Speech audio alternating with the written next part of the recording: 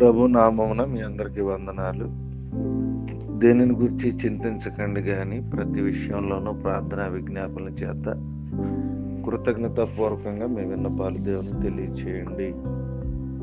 దేవుని యొక్క వాక్యము వాగ్దానం. ప్రేమైన దేవుని బిడ్డలారా, నేడు మీరు దేని నిమిత్తం చింతించకుండా మీ ప్రార్థన విన్నపాలు ఖచ్చితంగా దేవునికి తెలియచేయాలి. మీ విన్నపాలకు తప్పకుండా దేవుడు జవాబిస్తాడు. ఈ లోకంలో వివిధ రకాల కష్టాలు ఎదుర్కొంటూ ఉన్నప్పుడు అయినప్పటికీ అన్నిటికంటే ప్రాముఖ్యంగా దేవుని హస్తంతో మనతో కూడా ఉండుట మనం గమనించవలసినటువంటి ఒక కార్యం. అవును, ఆయన మన ప్రార్థన విన్నపాలను మరియు కన్నీళ్లను నిశ్చయంగా జవాబిస్తాడు. మన విన్నపములను వినడానికి మరియు జవాబు ఇవ్వడానికి మన పక్షమున ఆయన మనకున్నాడు. కాబట్టి నేడు మన హృదయంలో ఉన్న ప్రతి సందేహాన్ని, ఆందోళన మరియు అవిశ్వాసము తొలగించుకుని ఆయన వైపు మనం చూడాలి. అందుకే బైబిల్ ఈ విధంగా వాగ్దానం చేయించున్నది. కాబట్టి రేపటి గురించి చింతించకండి, రేపటి దినము దాని సంగతుల గురించి చింతించును. ఏనాటి కీడు ఆనాటికి మనకు చాలు. నేడు మీరు దేని గురించి చింతించకండి. మీరు మీ హృదయపూర్వకంగా చింతిస్తున్న విషయాల గురించి ప్రార్థన చేస్తే దేవుడు ఆలకిస్తాడు. మీకు కాదనకుండా సహాయం చేస్తాడు. మీ ఓటమిని దేవుడు విజయంగా మార్చి పక్షుల కంటే మీరు శ్రేష్ఠులు కారా? ఒక చిన్న పక్షి సంతోషంగా మధురంగా ఎలా పాట పాడగలుగుతుంది, లేకపోతే ఎలా కూయగలుగుతుందో మనం ఆలోచిస్తున్నాం. దేవుని బిడ్డలారా, దేవుడు వాటి విషయంలో జాగ్రత్త కలిగి ఉంటే వాటికంటే మీరు శ్రేష్ఠులు కాదా? అవి వెత్తవు కదా, కోయవు కదా, అయినను వాటికి నేను ఆహారం ఇస్తున్నాను కదా. అలాంటి నేను మీకు ఆశ్రయంగా ఉన్నానని దేవునికి వాక్యం సెలవిస్తుంది. కాబట్టి మనం చింతిస్తున్నటువంటి విషయాలను ఖచ్చితంగా దేవునికి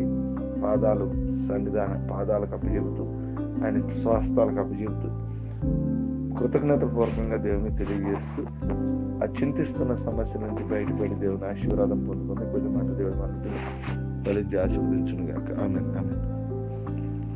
ప్రార్థన. తల వంచుకుందాం, కళ్ళు మూసుకుందాం.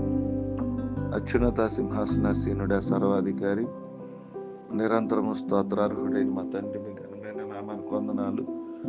నాయనా, రాత్రంతా కాచి మరొక శ్రేష్టమైన దినాన్ని మా జీవితంలో మీరు ఇచ్చినందుకు మీ స్తోత్రాలు. ప్రార్థన ఆలకించి మా ప్రియ పరలోకపు తండ్రి, నీవే మా ఆశ్రయదుర్గము, నీ యందు మేము నమ్మిక ఉంచి ఉన్నాము. మాతో ఎల్లప్పుడూ ఉండుము. సర్వశక్తి కలిగినటువంటి దేవా, మీ స్తోత్రాలు.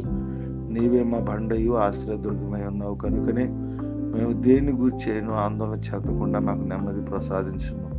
అనేక విషయాలు మేము చింతిస్తూ ఉన్నాం, భయపడతా ఉన్నాం, బలహీనపరచబడతా ఉన్నాం. రేపేం సంభవించును అన్నటువంటి ఆలోచనలు అనేక మంది జీవిస్తూ ఉన్నారు. కానీ రేపు సంభవిస్తున్న విషయాలను చింతించకుండా మా చింత యావత్తు మీకు అప్పచెబుతున్నప్పుడు మా మార్గాలను సరళం చేయము. చింతించే స్వభావం నుంచి ప్రభా, ప్రార్థన మీకు అప్పగించేటువంటి కృపతో నేను ఉండేటువంటి బలమును, అనుభవాన్ని, మాకు అధిక బలమును దయచేయము తండ్రి. మీ స్తోత్రం. ఎల్లప్పుడు మా నోట మీ స్తుతులను ఉంచుము. మాకు దయతో సహాయం చేయము. మా దీన పరిస్థితిని నేను మార్చివేసి బలపరచండి. మేము కృతజ్ఞత పూర్వకంగా మా ప్రార్థన విజ్ఞాపనన్నిటినీ మీ సన్నిధిలో కుమ్మరించడానికి మా సహాయం. ఇతరులపై మా నమ్మకమును ఉంచకుండా ఎల్లప్పుడు మీ యందు నమ్మిక ఉంచేటువంటి పరిస్థితులు మాకు దయచి మా చింత యావత్తు నీపై వేటుకు మాకు నేర్పించు ప్రభు.